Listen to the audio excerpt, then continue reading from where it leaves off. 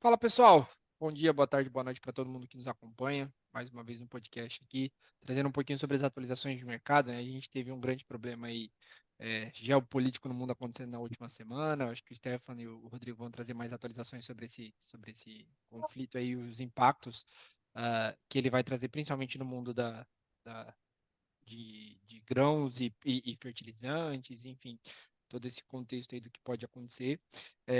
Já adiantando, né, acho que só para pontuar sobre carne, né, a gente não tem um grande volume, se você pensar em volume, apesar de exportar para Israel, exportar para o Líbano, né? A gente tem bons volumes sendo exportados todo mês, mas assim, é uma participação muito ínfima. A gente está falando de menos de 5% do total exportado, que vai para esses dois países, né? E se eu colocar até mesmo a Palestina na conta, não é tanto assim. A gente está falando, na verdade, de menos de 3%.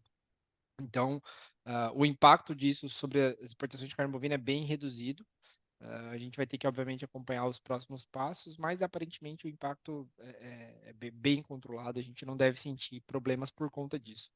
Olhando para o mercado do boi, a gente começa a ter uma nuance aí, né, cada vez mais clara de que o mercado está enfrentando uma resistência, tanto no físico quanto no futuro, para ultrapassar a casa dos 240, né? 245, a gente vê os contratos negociarem até 246, 247, mas depois volta.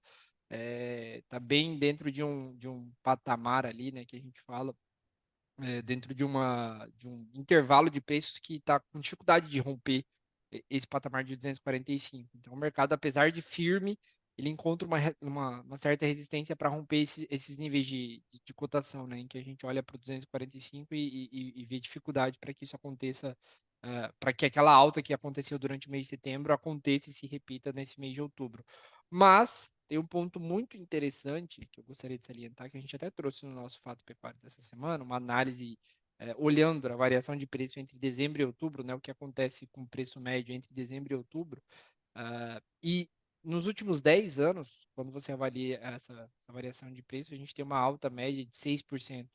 E principalmente quando a gente avalia as vendas de novembro, né, saindo um pouco de dezembro, e as vendas de novembro, as preparações para as festas de final de ano, para para esse consumo mais acelerado que normalmente tem em dezembro, né? Os varejistas vêm para o mercado e vêm para os distribuidores para comprar carcaça, para comprar carne, para se abastecer para essas festas de fim de ano. Então, levando isso em consideração, acho que avaliando o mercado, né, o que a gente enxerga para o mercado nesses próximos 45, 60 dias, é um mercado relativamente firme e sustentado principalmente pela demanda aí. Eu acho que isso pode trazer um ponto muito interessante. Outro fato de exportação, né? Acho que aí olhando para o mercado externo e até depois passando a bola para a Laurinha, para talvez falar um pouquinho de algumas análises que a gente tem feito aqui, mas a gente teve os resultados da primeira semana de outubro de exportação, né? Um resultado que veio bem mais fraco do que todo mundo meio que esperava ali, né? Que a primeira semana normalmente vem muito forte. Só para ter uma ideia, na primeira semana de setembro a gente exportou 75 mil toneladas de carne bovina e na primeira semana de outubro a gente exportou 38 mil toneladas, uma queda de quase 50% no total exportado entre as primeiras semanas de setembro e outubro. Então veio bem mais fraco. Isso reduziu muito a estimativa de exportação para outubro e reforça aquilo que a gente já vem salientando desde o começo desse ano, sobre como as exportações não devem avançar muito e sobre a resistência que a gente tem tido para ultrapassar esse patamar de 200 mil toneladas de carne bovina exportada.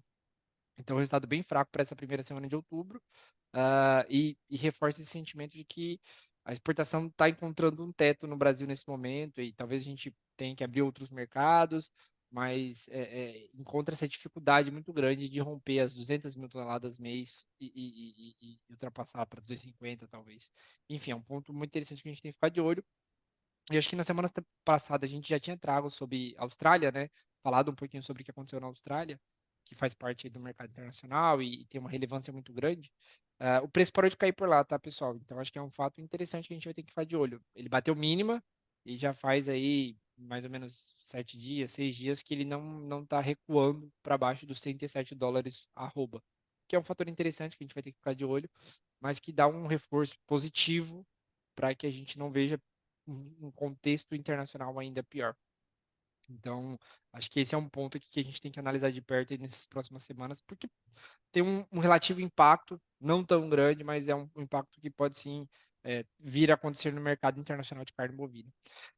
Eu vou jogar a bola para você aí, Laurinha, para você trazer um pouquinho do que você tem visto, né? Acho que você tem falado com o pessoal de muitas praças aí. Acho que uma informação muito interessante do que você trouxe aí, do comportamento de preço entre as praças, né? A gente fica muito focado, às vezes, em São Paulo, no que acontece em São Paulo, e acaba esquecendo de falar um pouquinho sobre as outras praças pecuárias do Brasil, sobre como o comportamento é difuso, né? E isso pode até atrapalhar nos mecanismos de hedge. Mas eu vou deixar a bola com você e você pode trazer o que você tem observado. Obrigada, Iago. Bom, primeiramente, obrigada mais uma vez a todos que estão nos ouvindo aí. E é exatamente isso que você comentou, né? A gente tem observado aí uma divergência de valorização, né? Também que a gente está falando agora de valorização, né? Mas em agosto a gente estava falando era o contrário, né? De desvalorização. Agora, voltando para essa vertente ascendente aí de preços, nós estamos vendo algumas divergências entre as praças. Quando a gente estava falando lá em agosto, do cenário de queda de preços e tudo, nós observamos que São Paulo caiu mais do que outras praças, né? Então, em alguns momentos, o diferencial de base chegou a ser até positivo para alguns estados, como o MS. O MS a gente estava vendo boi mais caro do que em São Paulo. Agora as coisas estão se normalizando, digamos assim, e a gente está vendo o boi valorizar mais em São Paulo do que em outras praças. Da mesma forma que ele desvalorizou mais, agora ele está valorizando mais. Então, quando a gente faz um comparativo, né, os preços já recuperaram basicamente toda aquela queda que nós observamos durante o mês de agosto. E aí, trazendo para o mês já de setembro, se a gente pega ali o comparativo do primeiro dia do mês até o último dia do mês, nós observamos uma valorização próxima ali de 20% no estado de São Paulo, que foi a maior valorização observada dentre todos os estados. Então, apesar de ter sofrido muito ali quando o boi caiu em agosto, em setembro recuperou toda essa desvalorização já que foi observada. Mas o que nós estamos observando é que agora essa valorização ela foi diferente para algumas praças, né? Por exemplo, o pessoal tem comentado bastante, inclusive você respondeu até uma pergunta nos stories do Instagram, acho que foi semana passada, né? Em relação a isso, de por que o diferencial de base tem aumentado tanto em alguns estados como o Mato Grosso. Então, o pessoal tem falado bastante sobre o estado do Mato Grosso, que estão com dificuldade de entender esse diferencial, que está agora bastante alongado, né? E basicamente, quando a gente olha até para o CPEA, a gente observa um diferencial na casa de 15%, comparando CPEA Cuiabá com CPEA São Paulo. Quando a gente vê os preços reais praticados, hoje nós estamos vendo, sabendo de ontem notícias de boi no MT, chegando até 220 China. A gente pega para São Paulo, a gente está falando num boi São Paulo de 240 China, base de preços, né? Claro que a gente sai um negócio acima disso e abaixo disso, mas estou falando de uma base de preço. Então, o que nos daria um diferencial aí, comparando China com China de negócios do mercado físico, de 220 por 240, na casa de 8,3%, tá? E é justamente por essa desvalorização desproporcional aí, que a gente, comparado CPEA com CPEA, chega até a próximo de 15%. Por quê? São Paulo valorizou esses 20%, quando a gente olha para o MT, essa valorização não chegou nem em 12% durante o último mês. Outros estados que sofreram bastante aí com essa valorização mais branda, digamos assim, né, com o boi subindo menos, foram Espírito Santo, Rio de Janeiro, Rio Grande do Sul, que foi o que menos valorizou, valorizando só 5,8%. A gente sabe que no Rio Grande do Sul tem um pouco de descasa, né, um pouco com os momentos de safra e entre safra do restante do Brasil. Então, essa provavelmente é uma das grandes motivações aí. Bahia, Paraná e Acre foram os estados que menos valorizaram aí durante esse mês de setembro. E os que mais valorizaram, São Paulo, aí em primeiro lugar, depois Goiás e IMS, né? Então, a gente está vendo esse movimento aí divergente, né, entre algumas praças, com alguns sendo impactados mais positivamente, né, e outros nem tanto. Mas, de uma forma geral, né, acho que você já contextualizou bem aí o mercado, que a gente tem visto uma semana de um pouco mais de estabilidade, né? Preços ainda sustentados, mas aquelas altas numerosas que nós estávamos observando, chegando a 5, 4%, quase 6% em algumas semanas, durante o mês de fevereiro aí, de setembro, perdão. Essa semana ela não foi observada de uma forma tão, tão intensa, digamos assim, tá? Ainda observamos uma valorização, sim, quando a gente compara aí o CPEA, o boi subiu na última semana 3,6%, né? Mas a gente já observa que os negócios do mercado físico não estão com tanto fôlego mais para novas altas tão significativas. Apesar de nós estarmos na primeira semana de mês, que a gente vê historicamente um mercado interno mais aquecido, né? Parece que não estamos com tantas novidades mais para trazer esse fôlego do mercado, essa sustentação do movimento aí ascendente durante o mês de outubro, que era algo que a gente, de certa forma, esperava, né? A gente não estava com tantas expectativas positivas para outubro, a gente acreditou que ia ser um mês mais de sustentação de preços e que as novidades mais positivas viriam aí a partir de novembro, né? Com a melhora do consumo interno, a oferta um pouco menor devido à inviabilidade do confinamento que a gente via no mês de agosto aí, né? E aí vai nos gerar esse resultado em novembro e dezembro. Então, cenário aí de mercado positivo, né? Sustentado, mas agora, e com essa divergência aí de movimento entre todas as praças, apesar de vermos de uma forma geral no Brasil valorização, mas algumas praças valorizando mais e outras menos. Perfeito, Laura. Inclusive, acho que esse é um ponto, né? A gente às vezes fala muito diferencial de base, e aí esse é um conceito que é muito para quem já está dentro, talvez, do processo de pensar em trava, de avaliar a trava como uma alternativa para a sua atividade, para que justamente você não sofra as consequências de uma forte desvalorização, né? Que você trabalhe travado. E às vezes vem muito essa reclamação, nossa, mas em São Paulo caiu, subiu muito mais do que aqui, o diferencial de base alargou. Esse é o risco, né, que a gente não controla em caso nenhum. Esse é um risco que você consegue controlar, talvez, na negociação a termo, em que você consiga travar o seu diferencial de base. Mas esse risco, e até um problema de indicador, é um contexto em que você ainda sofre, digamos assim, com esse risco. Mas o risco de não estar travado é muito maior do que o risco de base. Assim, eu estou falando numa escala de ser 15, 8, 9 vezes maior. Então, se o preço cai e você não está travado em nenhuma ponta, você sofre um risco muito maior do que estar travado na ponta e o diferencial de base alargar 2, 3, 4 pontos percentuais. É óbvio que não é legal, mas acho que vale a pena levar em consideração isso, né? Sempre avaliar o diferencial de base histórico.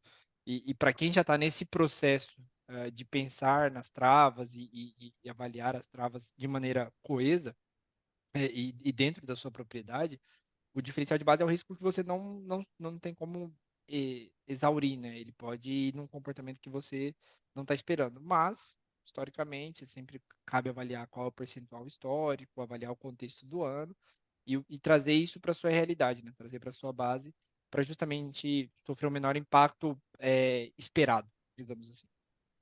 E até trazendo isso em pauta de números, né, do que estão rodando agora, e a gente pega esse diferencial de base de Cuiabá, São Paulo, comparando os dois CPEAs, olhando a média histórica dos últimos 10 anos para o mês de outubro, ele está ali na casa de 9,2%. Nos últimos 5 anos, a gente já vai para 8,6%. Se a gente olha para o ano passado, foi para o mês de outubro, tá? 10,3%. E para esse ano, na prévia, obviamente, desses dias que nós tivemos até então de outubro, né? Ele está em 15%. Então, bem maior do que todas as médias que a gente analisa aqui, né? Um diferencial realmente bastante alongado aí. Entra aí algumas questões, né? De CPEA mesmo, Uhum. eu tenho, inclusive, reclamado bastante, às vezes o CPEA não está precificando tanto a realidade, demorando um pouquinho para mudar. CPEA de São Paulo está precificando muito boi China e o CPEA do MT não, então é um outro ponto também que a gente identifica de divergência aí, mas no geral esses diferenciais estão bastante alongados. Mas é justamente essa questão que você está falando, né? É algo que a gente não consegue controlar, infelizmente, principalmente quando a gente utiliza mecanismos de bolsa, mas se a gente consegue controlar 90%, né, gerir o risco de 90% do preço e deixar só 10% ali do preço em relação à variável, já faz uma grande diferença ali, né, no risco do nosso negócio. Sim, com certeza, com certeza. Mas bem, eu acho que é isso. Acho que os pontos que a gente poderia discutir nessa semana, assim, que a gente achou mais relevantes são esses. Tem uma questão de dólar, mas eu vou deixar aqui daqui para frente o Stefano e o Rodrigo trabalharem, né? Que trazerem aí o que está acontecendo no mercado de grãos e fertilizantes. Stefano, Rodrigo, a bola está com vocês. Vai lá. Bom, vamos começar aí pela situação dos conflitos, né? Agora mais um conflito em evidência, a questão de Israel. Apesar da região ali, Israel, Jordânia, Irã, não ter relativa importância em produção de grãos, enfim, tem um outro fator que está relacionado aí à questão de fertilizantes, e principalmente isso que acende, né, um sinal amarelo aí, um sinal de atenção sobre o que pode acontecer, né, com preços de fertilizantes que estão num movimento de recuperação, né, bateram no fundo do poço ali em meados de abril desse ano, vem numa vertente de recuperação, um sinal um pouco mais de estabilização, e agora chama a atenção esse novo conflito, né? Mas olhando principalmente para Israel, quando a gente olha a importância de Israel para o Brasil, né, tem uma importância no comércio de fertilizantes fosfatados e potássicos, principalmente potássio. Potássio aí a gente, em 2023, a gente tem o Israel representando aí praticamente 7,5% do nosso volume total de fertilizantes potássicos importados. Jordânia, que é vizinha de Israel e também ali envolvida indiretamente nesse conflito, né? Se a gente somar Israel com Jordânia, a gente tem praticamente aí 9,8% das importações de KCl, né, com representação nesses países. É um número significativo, né? Tudo bem que a gente tem que olhar que até agora é o que já aconteceu de importação de fertilizantes, né? A gente está aí com 9,9 milhões de toneladas de cloreto de potássio importados, mas fica a atenção para os desdobramentos que podem trazer aí em relação à próxima safra, né? Uma vez que essa safra já começou plantio. E para fosfatados, né? Quando a gente olha a importação total de fosfatados esse ano, quase 7 milhões de toneladas, a gente tem Israel respondendo aí por praticamente 7% desse volume. Quando a gente desmembra fosfatados em super simples, Israel tem uma importância de quase 20% no volume, de quase 1,9 milhões de toneladas importadas em 2023. E super triplo da ordem de 11%, né? São pouco mais de 1 milhão de toneladas importadas, Israel respondendo aí por praticamente 120 mil toneladas. Então, tem essa questão de fertilizantes que entra no radar pela questão do conflito com Israel. E temos, né, a Jordânia, um país que indiretamente ali é vizinho de Israel, então está de alguma forma, pode sofrer ali também alguma questão relacionada a esse conflito. Temos um outro importante mercado, né, principalmente aí olhando para as exportações de milho, que é o Irã. Irã, historicamente, né, pelo menos até 2022, se seja pegar a partir de 2015 até 2022, Irã foi foi o primeiro cliente brasileiro, né, em relação à importância de volume, ou seja, foi o país que importou mais milho do Brasil, chegando aí a, a volumes expressivos, né, 15% do volume brasileiro de milho exportado em alguns momentos aí, em alguns anos, foram dedicados para o Irã, então tem uma importância do comércio com o Brasil. O Brasil pode ser pressionado de algum momento sobre essa questão geopolítica, questão de economia, questão de sanções econômicas, mas isso depende ainda de novas escaladas aí desse conflito, o quanto isso pode impactar em relação ao mercado. E também para fertilizantes, né, Irã tem aí um peso no mercado de nitrogenados. Para o mercado brasileiro, né, quando a gente olha historicamente, né, principalmente ureia, Irã é responsável aí por 2, 3%, em alguns momentos aí chegou a 8, 9% das importações de ureia do Brasil. Então, nesse ano de 2023, a gente teve aí um resfriamento, né, das importações do Irã, mas vale lembrar, né, acho que vale o destaque que a região é importante produtora de petróleo, de gás natural, e essas tensões impactam precificação de nitrogenados, principalmente a elevação de preço de gás natural. Acho que esse é o principal ponto aí em relação a esse conflito para o mercado de grãos, que está diretamente relacionado a custo. E a gente tem que olhar que a gente ainda tem, né? Estamos plantando aí a safra de verão 23, 24, e temos que olhar ainda a produção de milho, segundo a safra do ano que vem, que está totalmente em aberto, né? Hoje, se a gente olhar, Conab trouxe um indicativo de redução, né, de área plantada. Se a gente olhar a área total de milho, entre milho primeira safra, segunda safra e terceira safra, a Conab aponta uma redução de 1 milhão de hectares aproximadamente.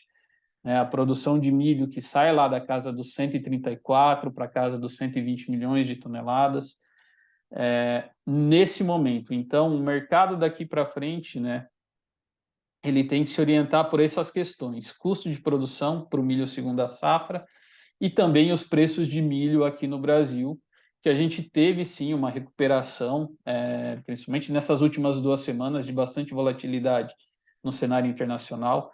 Rússia voltando a atacar a Ucrânia, também ali deferindo, né, atingindo alguns navios ali no Mar Negro, gerou uma instabilidade, jogou preços internacionais para cima e que afetaram aqui a nossa paridade de exportação. Hoje, milho nos portos negociado chegou a bater aí a casa de 66, 67 reais a saca. Hoje, com dólar recuando, com Chicago recuando, prêmios também recuaram um pouco. A gente está vendo o milho voltar para casa de 65, 64 reais a saca, e talvez aí entrando numa tendência de estabilização. Mas esses momentos de estresse internacional podem adicionar aí novos prêmios de risco. E o agricultor aqui, de forma geral, está orientado aí pelo plantio da soja aqui no Brasil. Cerca de 10% da área foi plantada. As chuvas estão bastante irregulares ainda em boa parte do centro-norte do país. Essa semana agora, né, essa primeira semana de outubro, até o dia 10, até o feriado, agora vamos colocar até o dia 12, temos previsões de chuvas ainda acontecendo no centro-norte do país, principalmente centro-oeste, sudeste, o sul do país recebendo ainda muitas chuvas, e o plantio está mais acelerado no Paraná. São Paulo começou a plantar, Minas, MS, MT plantando dentro da média histórica aí, em termos de evolução de plantio, Rondônia também plantando, e o Mapito ainda, Bahia, bastante seco. No cenário internacional, né, a gente tem Estados Unidos aí com uma recuperação também do seu mercado para exportação de milho, né? Quando a gente olha o comprometido entre vendas e exportações realizadas para o milho, especialmente, né?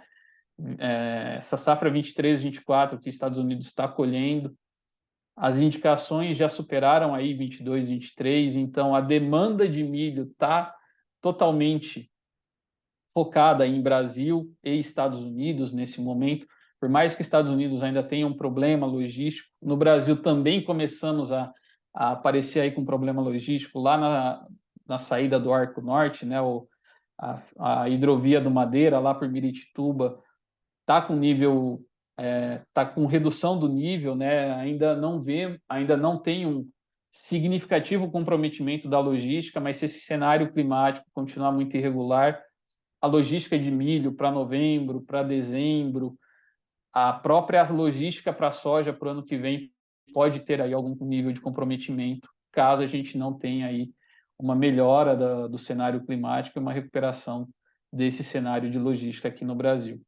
Mas no momento, Brasil e Estados Unidos mandando no jogo para o milho, preço tende a ficar firme, se o produtor vai soltar a corda ou não para o milho vai depender de como for esse avanço de safra 23, 24, se a gente não tiver nenhum problema de clima. Dependendo dessa conjuntura de custo para o milho 23, 24, também a gente vai ter alguma sinalização de mercado mais para frente, mas por enquanto o mercado com indicações bem firmes. E para a soja, cenário climático no jogo. E aí eu queria passar para o Rodrigo para trazer aí complementações e atualizações também desse cenário de grãos. Bom, vamos lá, Stefan. Acho que você cobriu bastante aí todo o mercado de grãos. Queria ressaltar que essa semana, apesar do feriado no Brasil nessa quinta-feira, dia 12, é um dia bastante importante para o mercado mundial, tanto para a parte de commodities. Nós vamos ter a divulgação do relatório WASD de outubro pelo USDA, onde é estimado, né, é esperado uma pequena redução para a produtividade e produção norte-americana, tanto de milho quanto de soja, e também nós vamos ter a divulgação do dado de inflação norte-americana, que é muito aguardado devido a todas essas questões, esses conflitos geopolíticos impactando muito o preço de petróleo, dólar puxando bastante, tanto quando a gente observa o DXY, que é o índice dólar, né? Dólar americano contra uma cesta de moedas, e tanto o dólar aqui no Brasil, apesar da queda observada, forte queda, né, que vem acontecendo no dia de hoje, ele vem tendo valorizações expressivas nas últimas semanas, então quinta-feira vai ser um dia bastante importante. Na última sexta-feira, o CFTC reportou o posicionamento dos fundos.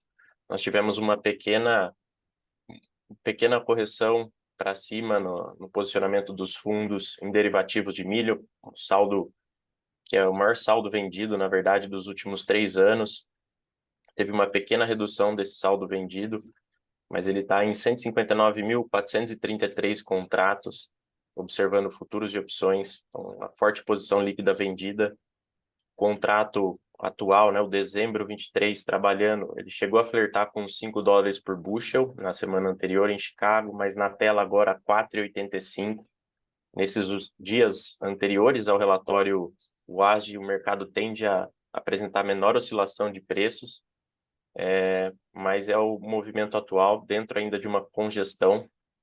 Agora, indo para a soja, também o CFTC reportou uma diminuição da posição comprada dos fundos em derivativos do grão de soja, essa posição que chegou a atingir acho que 189 mil contratos do saldo total em futuros e opções lá em fevereiro desse ano, agora é um pequeno saldo comprado de 5.001 contratos, o report que saiu na última sexta-feira, e aqui também observando um movimento de preços do contrato novembro, terminação X23 em Chicago, ele segue em tendência de baixa no curto prazo, testando mais uma vez hoje uma importante região de suporte ali próximo aos $12,57 o bushel, na tela agora 12,66, então muita atenção tanto para o mercado de milho quanto para o mercado de soja nessa semana.